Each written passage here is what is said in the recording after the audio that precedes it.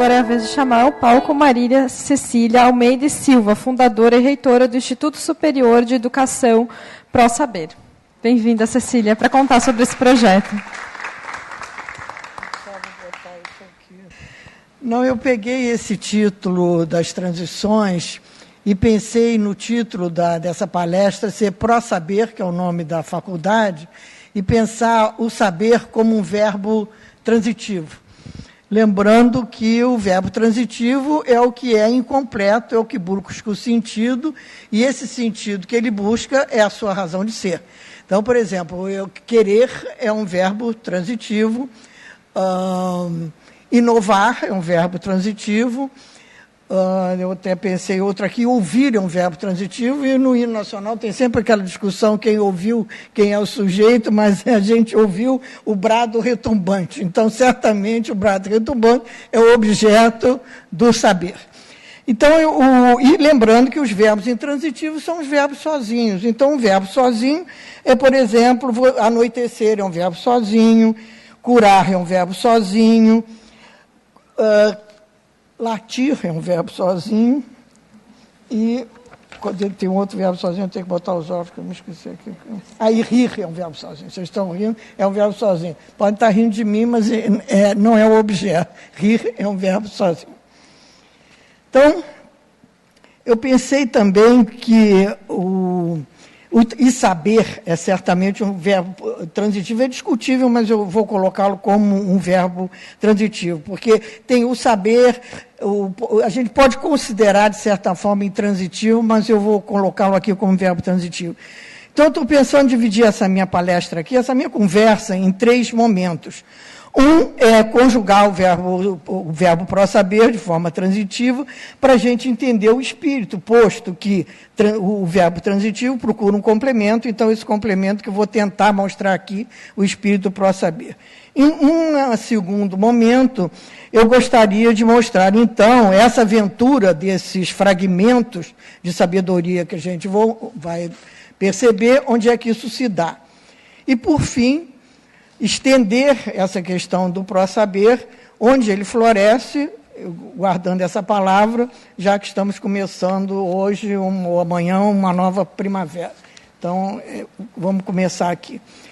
Então, conjugando o verbo saber, é saber o quê no ProSaber? Então, é saber a gente se deslocar das palavras acostumadas. Quem fala isso é o Manuel de Barros, que ele diz, eu não gosto de palavras acostumadas. Uma palavra acostumada no nosso meio, a gente sabe, é cidadania. Não tem um projeto que a gente vê que não vai formar o cidadão. Mas a gente não aprofunda esse conceito. Então, às vezes, a palavra fica acostumada, a gente já entende do que se trata, mas não aprofunda isso. O sonho é outra palavra também, que a gente já está acostumado. Todo mundo sonha, mas sonha o quê? Como que vai se dar esse espaço para a gente alcançar o sonho? Então, eu acho que é importante romper com esse vocabulário da nossa tribo pedagógica, que a gente usa muito, e tentar aprofundar e deslocar o sentido, talvez chamando até de outra coisa, buscando esse sentido primeiro. Outra coisa, quer dizer, saber o que seria procurar na invenção e na reinvenção de si próprio. É o que ela estava falando. Não adianta você só se debruçar sobre os alunos, você tem que se debruçar pelos professores e em você mesmo. Quer dizer, a formação dos formadores, né? Nós, como formadores e como professores, nos reinventarmos a cada momento. E não só pensar nos outros, eu acho importante. E se você se reinventa, se você se recria, você cria mundos diferentes. Eu acho isso importante nessa questão do saber como verbo transitivo. Outra coisa, e esse criar mundo requer um esforço poético, quer dizer, requer silêncio, requer tempo de preparação das aulas, que é tão difícil para nós nesse nosso dia a dia e nessa correria.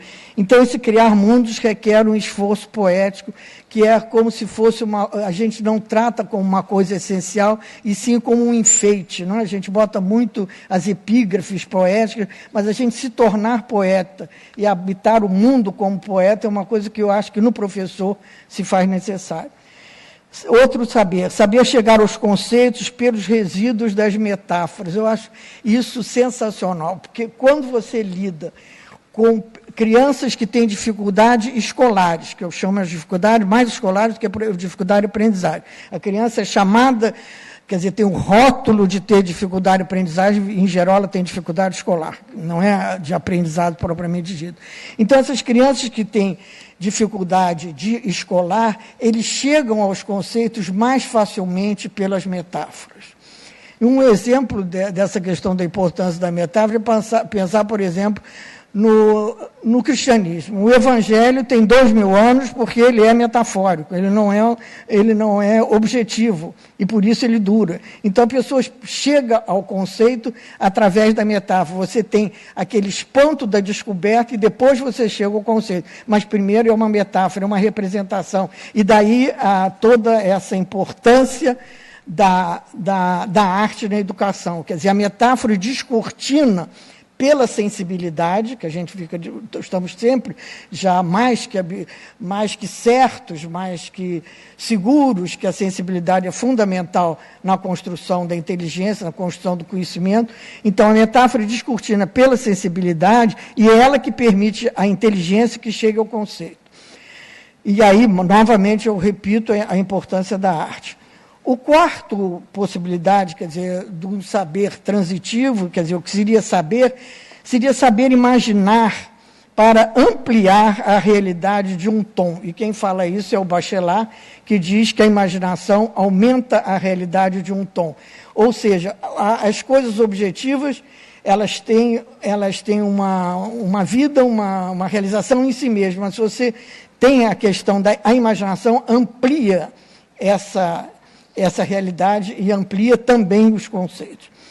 Outro saber seria saber aprofundar o espírito crítico como contrapartida de um pensamento raso. Quer dizer, eu acho muito importante esse trabalho na formação dos professores, na formação das crianças, a questão de trabalhar o espírito crítico para eles não aceitarem as notícias como elas vêm, quer dizer, ou mesmo a capacidade de leitura, para além da leitura curta, da leitura estrito sensu.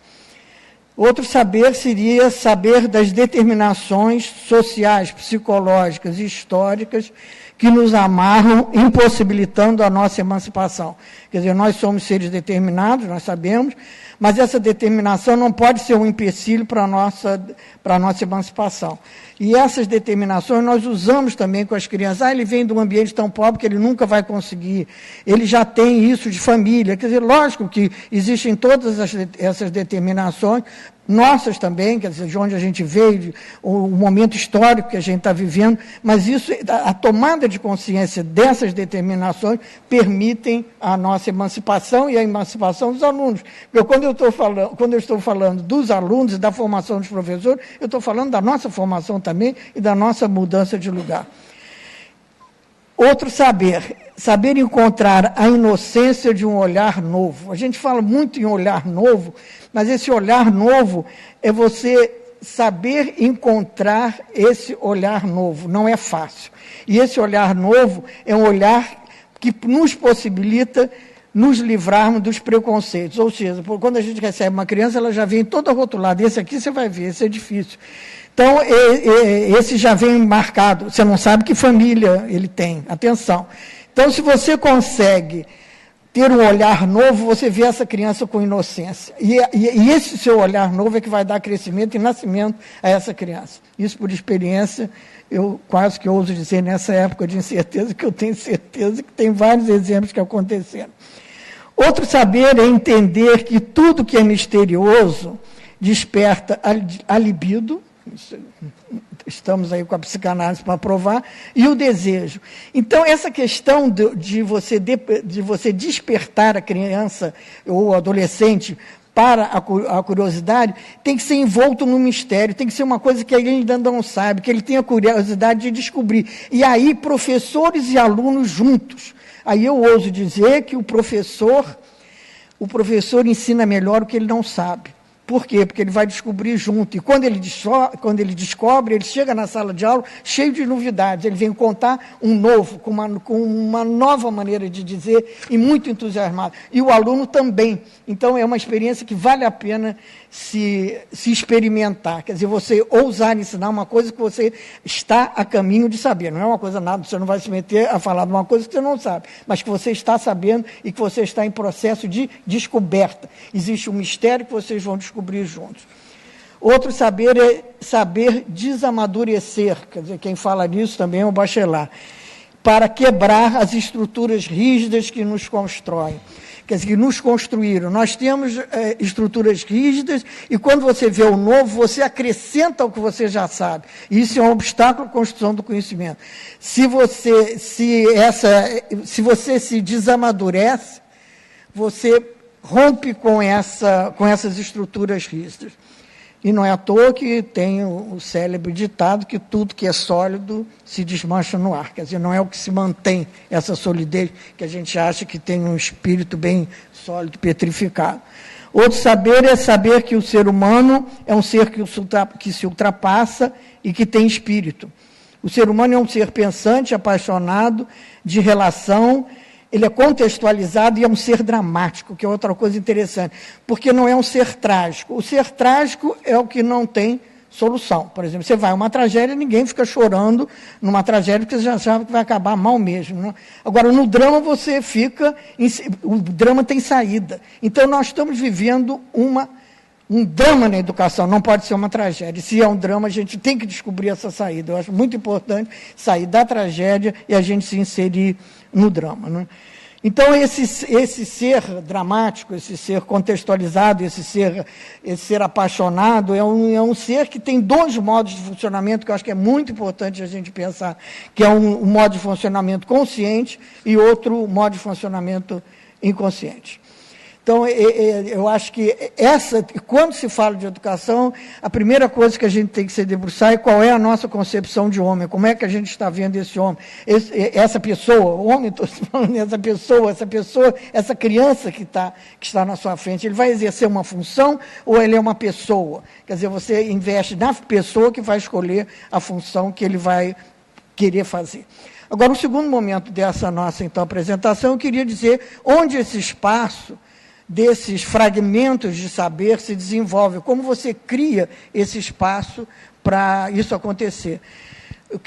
Um espaço geracional, um espaço que gera mudança e transformação, quer dizer, para esses fragmentos de sabedoria. Então, o ProSaber é uma faculdade, ele é uma faculdade particular gratuita, que forma em serviço professoras que estão locadas nas favelas do Rio de Janeiro. Eu acho importante essa questão de em serviço, porque você junta o drama, teoria e prática. A criança, a professora não estuda o sujeito universal, ela estuda o sujeito particular, que está na turma dela, que tem pai, que tem mãe, que tem drama, que tem dificuldade. Então, quando ela vem para a aula no ProSaber, que é à noite, porque de dia elas trabalham, elas nos desafiam. Isso é muito bonito você dizer aqui, agora vai lá numa turma de 20 crianças. Então, esse desafio constante é uma maneira de você caminhar para conseguir colocar esses fragmentos de sabedoria em marcha. Essa questão da formação de serviço. E outra coisa é a função das disciplinas escolhidas na formação de professores. Nós formamos professores de criança de educação infantil. Então, o óbvio seria, vamos ensinar o desenvolvimento da criança, claro que ensinamos. Vamos ensinar a rotina, claro que ensinamos. Mas, além disso, as professoras têm aula de filosofia, de literatura e de arte em geral, e de teatro. Então, no final do terceiro ano, que são 3 anos, né, a formação de professor, a gente tem um testemunho de vida que elas são professoras muito mais interessantes na medida em que elas se modificam como professoras.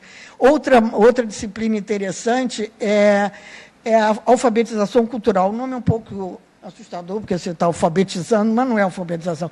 É aprender a ler o mundo. Elas saem de suas comunidades e vão a exposições, a teatro, a cinema, isso é preparado e depois é discutido. Então, essa questão da viagem, que o Nova está falando agora, não sei se vocês já viram, da importância de você sair do seu mundinho e conseguir ir ao largo, conseguir ir mundo afora e trazer para dentro o que você viu, quer dizer, desarrumar aquela sua vidinha tão arrumada. Então, essa é uma outra, é uma outra disciplina que a gente usa. E todas essas aulas são, como vocês estavam falando, não é uma faculdade fácil, não. O vestibular é difícil, existe um rigor, existe uma disciplina, e tudo isso é o que facilita a emancipação dessas pessoas, desses alunos. Porque o aluno que não é cobrado é um aluno que se sente desqualificado. Então, toda essa parte rigorosa, que assusta no primeiro momento, mas depois elas reconhecem como necessária, é fundamento nesse espaço geracional para conseguir acolher todos esses saberes. E outra coisa também que é muito importante é a questão da expansão, né? Porque, e pesquisa também nós temos, não vai ter tempo de dizer aqui das pesquisas, mas eu acho que a expansão é interessante, é você ultrapassar não só os limites do ProSaber, quanto os limites das creches em si, porque nós estamos... Quantas creches? 67 creches, atualmente, onde as professoras se formam, elas atuam em... Quantas? Bom, esses nomes é muita creche. Então, nessas creches que a gente atua, é importante.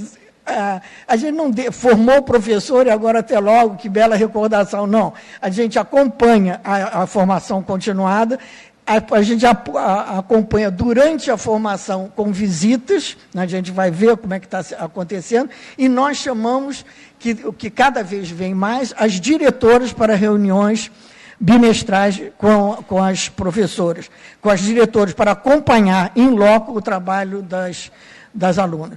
Nós também trazemos para nós os adolescentes, tem vários trabalhos com adolescentes de ensino médio ligados a essas creches, quer dizer, são crianças que têm alguma ligação com esses polos, que a gente está chamando desses polos socioeducativos, e também tem também a preocupação delas fazerem, no final do ano, elas fazem a monografia, que é o normal, mas fazem também um projeto comunitário livre, não é obrigado, mas com iniciativa própria. Então, tem projetos extraordinários que vão acontecendo e a gente acompanha esses projetos com o pessoal do Design Thinking da PUC, daqui do Rio, que acompanha, que dá uma forma e dá continuidade a esses projetos.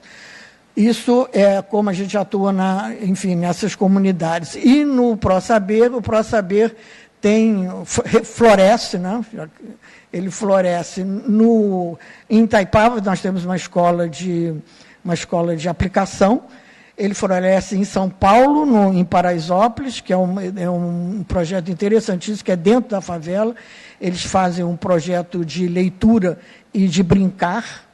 As crianças começaram brincando, mas depois pediram para ter um canto de leitura, e eles levam os livros, e os próprios adolescentes já estão cuidando desse espaço, quer dizer, um espaço de confiança e de inovação. E tem também agora um outro projeto, que é um projeto de revitalização de uma um onde a gente pretende, com arte, educação, filosofia e ciência, fazer uma espécie de um inhotim para a criança. Então, também um projeto que está a serviço das escolas circunvizinhas, fica no Brejal, perto de Itaipava. Pronto, eu acho que eu falei muito mais rápido do que eu tinha que falar. Muito obrigada, Cecília. Muito obrigada.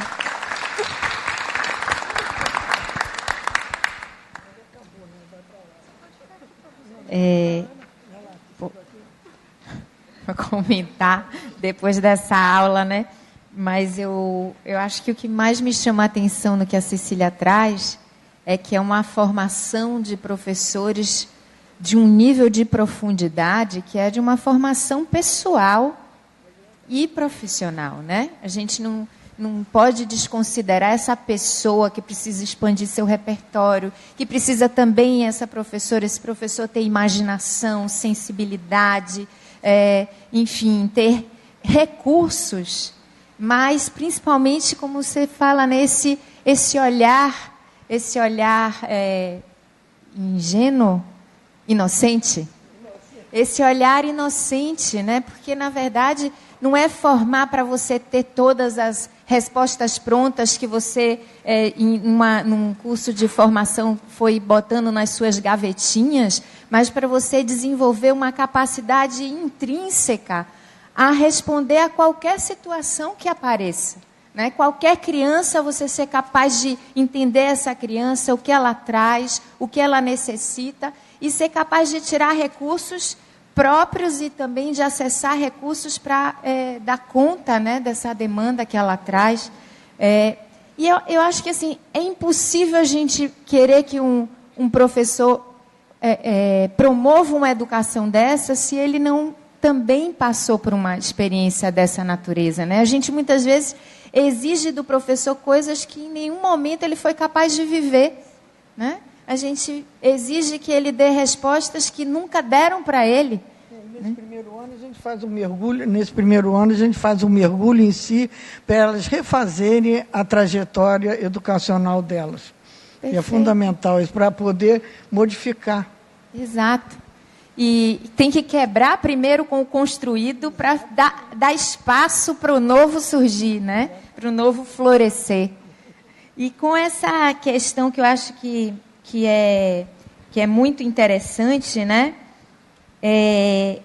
Com espírito crítico, mas com capacidade propositiva. Quando você fala de reinvenção de si próprio, eu acho que a gente não sai da tragédia para o drama sem a gente se reinventar. Cada um de nós, independente se a gente é o professor, o pai, o aluno, o gestor da escola, e a sociedade brasileira que, enquanto pensa e também colabora com a educação, né? Se a gente não se reinventa, muito dificilmente a gente vai conseguir reinventar a educação ou encontrar a tal saída para o drama. Né?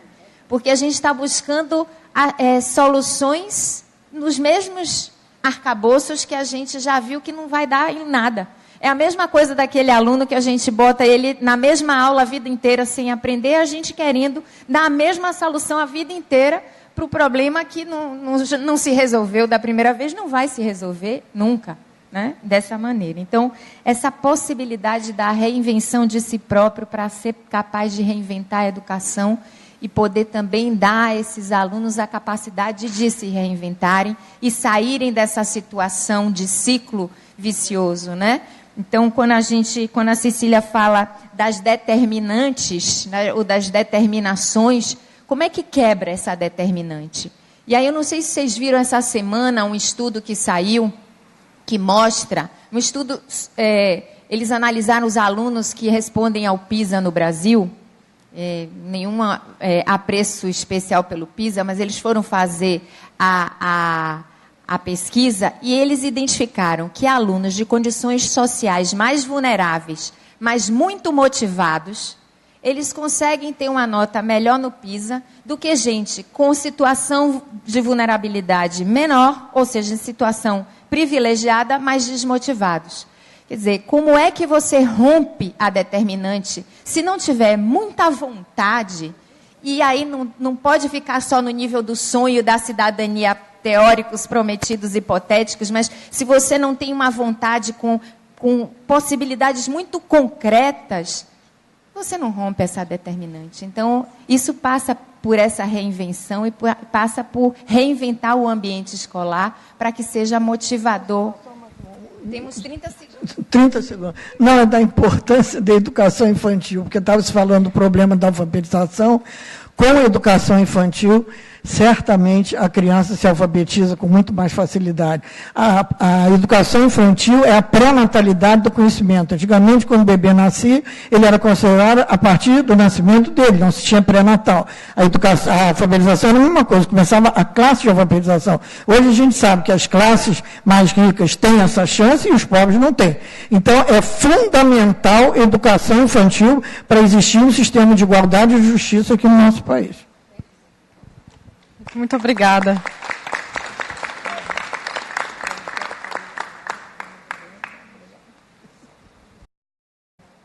Então, queria começar já com o assunto que você colocou, né, Ana? Falar dessa transição, que a Cecília pode responder, da educação infantil para o fundamental. Essa questão que você tinha posto? Isso. Então, o pessoal ótimo. da Alcino do Caminho, da Escola do Caminho, claro, também tem umas experiências contar, legais. Né? Legal, passo aqui. Bom, o ProSaber é uma faculdade que forma professores que trabalham em ensino infantil, na educação infantil.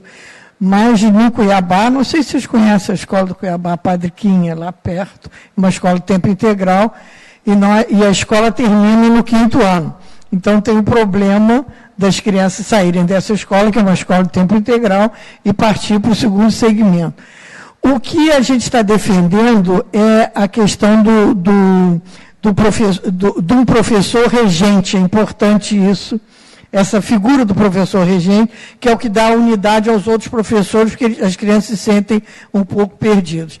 Agora, lá, a experiência que a gente está fazendo é um contraturno, as crianças de manhã vão para outra escola, fazer, enfim, a continuação do 6º, 7º, 8º e 9º, mas à tarde eles voltam para a escola de origem, onde tem outras disciplinas, por exemplo, música, teatro, e todo esse trabalho de empreendedorismo que vocês fazem. Fiquei muito encantada com o trabalho de vocês. E estamos agora começando com o xadrez. Eu vou consultar vocês, porque já estão tão adiantados. As crianças estão começando. E outra coisa também que une pais e filhos, eu não sei como é que é o vento lá nessa história do caminho. Nós fazemos um trabalho com pipa. Os pais soltam pipa, e tem toda uma história sensacional, porque o Santos Dumont começou a construir o avião dele a partir de uma pipa, que eu aprendi também com os alunos. Na verdade, Maria Cecília, é uma dica que a gente pode dar para o nosso professor de Educação Física, que é apaixonado por pipa. Então, vocês têm um professor apaixonado por pipa? Ah, então, que maravilha, vamos fazer essa troca. No Dia dos Pais, vem um professor, explica a importância da pipa, e depois, à tarde, eles soltam as pipas com os filhos. É muito bonito, porque é o céu azul, com aquelas pipas todas. Então, eu não tenho muito a colaborar explicando essa passagem, que é muito difícil, realmente. Não, e a gente teve problema que as crianças não queriam sair da escola, então perguntaram se eles podiam repetir o ano sem ser mau aluno, ficar mais um ano. Então, eu acho que essa questão do professor regente é interessante da gente pensar, porque é diferente do coordenador, é um professor que cuida de cada turma. A estratégia que a gente usou lá no Itaipava foi os professores aprenderem também, quer dizer, ter essa curiosidade e o prazer da descoberta. O primeiro tema transversal que a gente trabalhou foi ópera, quer dizer, uma coisa completamente fora do mundo.